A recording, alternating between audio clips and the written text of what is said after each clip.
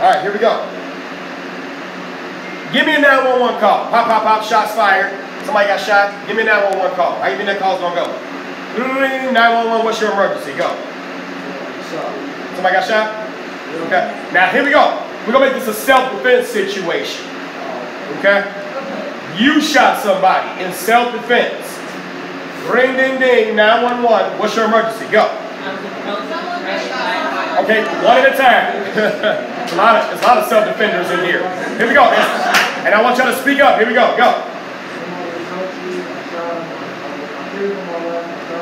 Okay, you said somebody approached me, right? They tried to grab you or whatever. You feared for your life and you shot them, right? You said that, right? Okay, somebody else. Just make up a scenario. We in the hood. Y'all been in shit. All right, here we go. You said what?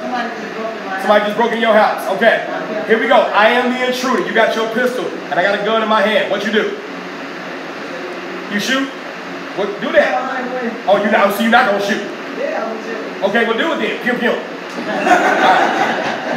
She's like, hey, don't make me shoot you. Don't talk. Just do it. All right, here we go. So 911 call. 911. What's your emergency? What you gonna say? Yeah, I feel like somebody just broke in my house and I shot. Okay, good. So far we got two scenarios. I got you, okay? So far we broke, here we go. Somebody tried to approach you, they tried to grab you, you feared for your life, you shot him to defend yourself. That's what you said, right? Good. Somebody broke in your house, I ain't got time for that.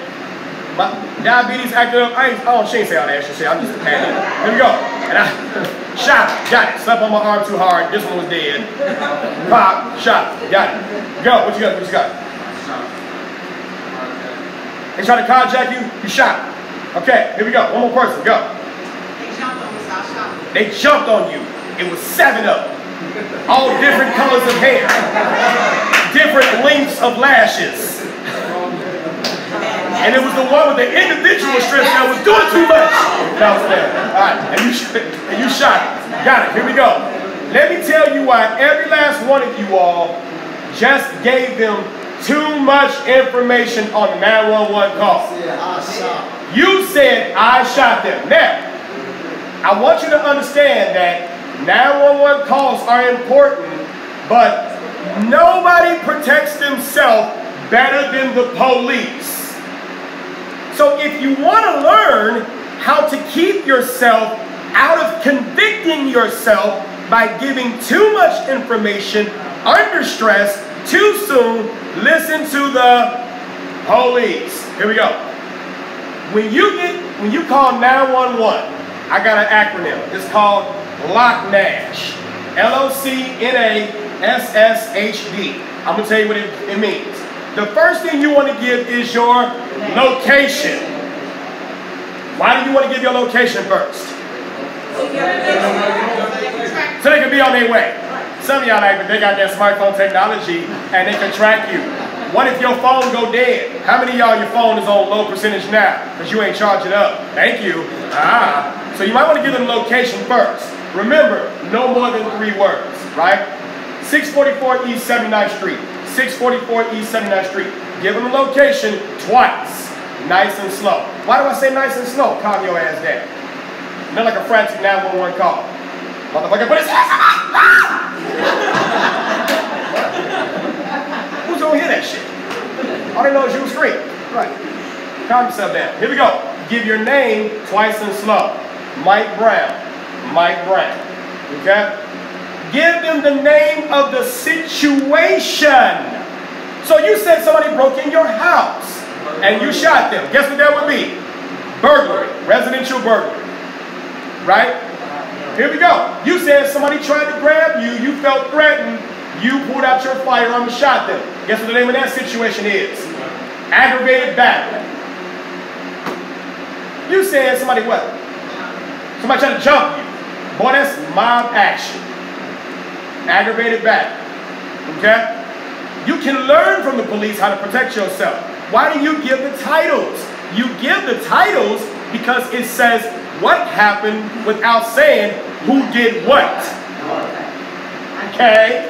Here we go. Subject location. Here we go. Shots fired, subject down. Subject down. Well, where are they at? 644 East 79th Street, top stairway. 644 East 79th Street, top stairway, in the middle of the floor. It didn't say who put them in the middle of the floor.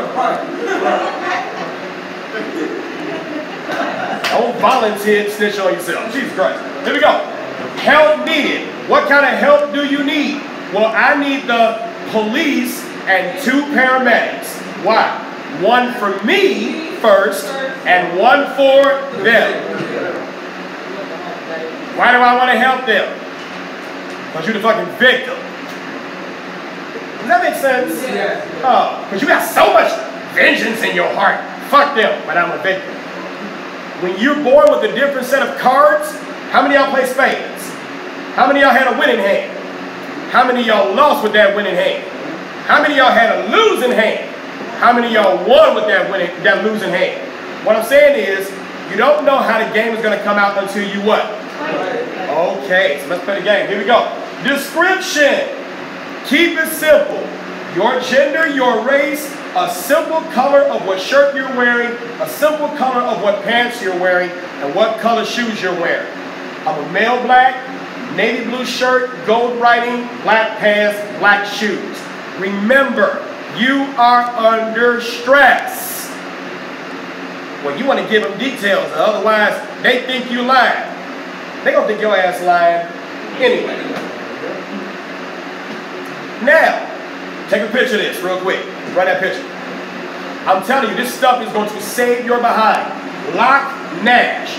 LOCNASHHD. Lock Nash. That's the acronym. Here we go. Location first, name, situation, subject location, what help you need, and the description. No more than 3 words. Keep it simple. You need to remember this stuff. Remember this stuff. Keep it simple. Calm your ass down. Say it how many times? And what is it? Fast or slow? Twice and what? Here we go. Remember Usher. Let me tell you what you want to do with me. You just want to tell them twice and what? There we go. So here we go. Why? Ohio versus Rayner. 572 U.S. 17, 2001. How many of y'all know about the 5th Amendment? The 5th Amendment to the United States Constitution states that no person shall be compelled to be a witness against himself or herself, right? Under the influence of stress, if you are the victim and you are the good guys, right? You think that the police work for you, and you've been taught to say that. I pay your salary, you work for me. Well, if I worked for y'all, y'all owe me some overtime. I didn't get paid. Guess what? Y'all gonna be like, I ain't got it. You don't work for me. Oh. Okay, so here we go. Police work for the government. Who do they work for? The government. Okay, you got 2 balancing acts. Protect your rights and solve the crime. Protect your rights and solve the crime. Whose job is it to solve the crime? It's your job to solve? I knew it was the police. I knew it was the police. Here we go. Police or you? That's the answer. Here we go. Whose job is it to solve the crime? Police. Whose job is it to protect your rights? Yours. It's not the police's job to protect your rights. Let's try this again. Whose job is it to solve the crime?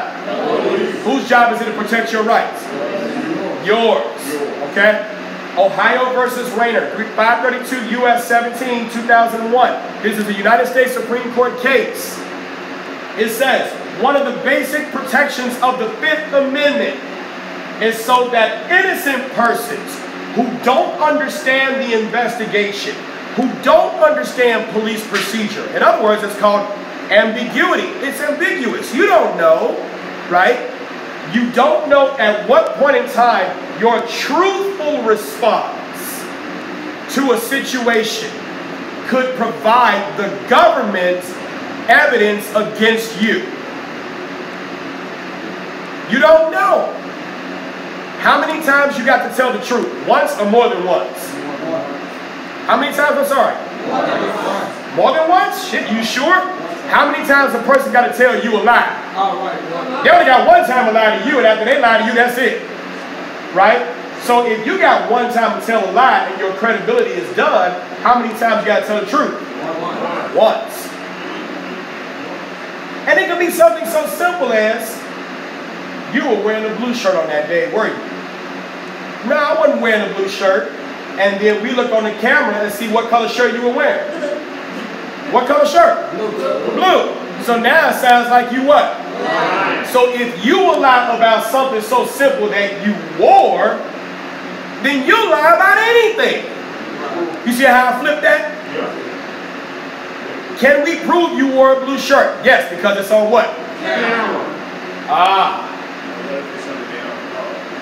It could be something they don't recall.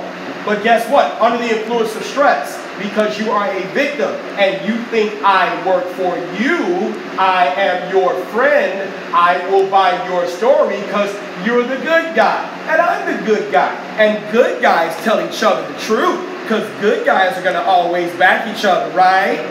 People are as loyal as their what? Try this again. Say it like your freaking life depends on it. People are as loyal as their what? There we go. Here we go. So if I'm a police officer and I'm under political pressure and someone has to pay for the crime of someone being shot and it's my career versus your freedom, whose side do you think I'm going to pick? My freedom or your freedom? Here we go. I'm the one that has to choose. So if it's my career versus your freedom, what do you think I'm choosing? Oh. You understand that? Solving the crime or protecting your rights. My job as a cop is to do what? Whose job is it to protect your rights? Thank you.